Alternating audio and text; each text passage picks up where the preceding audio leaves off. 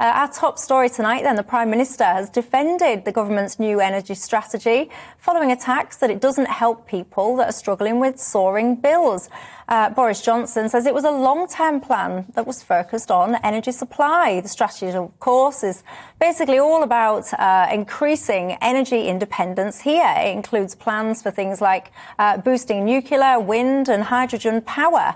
Apparently, the plans will ensure that up to 95% of the UK's electricity could come from low-carbon sources by 2030. Let's have a listen to Boris Johnson on this. Energy security here in the UK. This is the home of nuclear energy. We first split the atom in the UK. We had the first civilian nuclear power plant. We're bringing nuclear home with one nuclear plant and one nuclear reactor every year for 8 years rather than one a decade.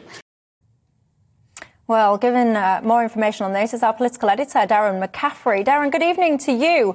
I have to say, it's divided opinion, hasn't it, this energy strategy today? Lots of criticism that it didn't address pretty much anything in the immediate. It was all focused on medium to long term. Yeah, that was certainly the criticism, Michelle, from the Labour Party, who said it was too little, too late. But to be fair to the government, they insist this is a long-term strategy. Their argument is, if anything, this war with Russia and Ukraine has shown that we are too dependent on energy resources outside of these islands, and we need to look, at least in the coming years, about how we make ourselves more energy independent from the rest of the world. However, is that going to solve the problems that people are facing right now with massively increased energy bills this month? An expectation the same will happen in October.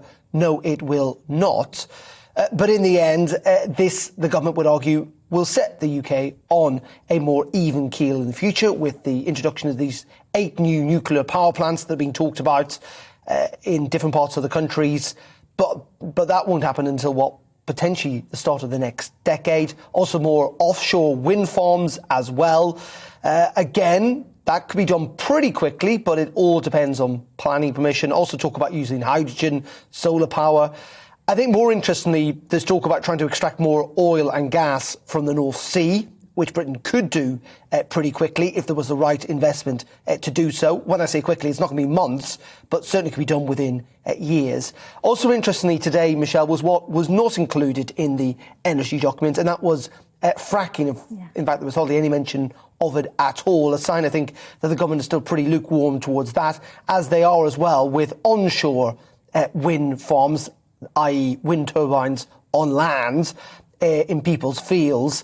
The government clearly feel that's still not particularly popular with many people up and down the country. So in the short term, this is going to make very little difference, if any, at all. But many would at least argue, at least the government are starting to consider where our energy is going to come from in the years and decades to come. Yeah, and it's interesting you say that they're starting to consider this. So, they have been in power, the Conservatives, quite some time now. And of course, Boris Johnson today was referencing, correcting essentially the mistakes of the past, wasn't he?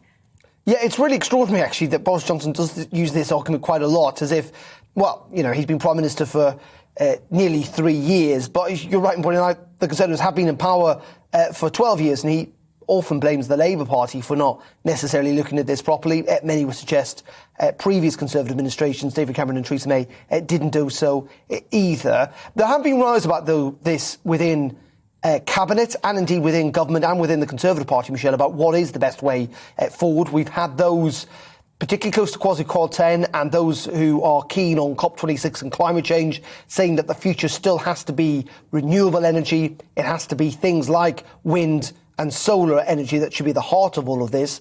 We've had another group of MPs essentially arguing we need to look at nuclear again, and I think nuclear is the real winner today. Interestingly, the Prime Minister was at Hinkley Point, that new nuclear power station that's due to open in the next couple of years, to make that announcement. There is no doubt that nuclear energy is the big winner today. But then there are another group of Conservative MPs who are a bit frustrated, who do want to see fracking, who do want to see more oil and gas extracted from the North Sea.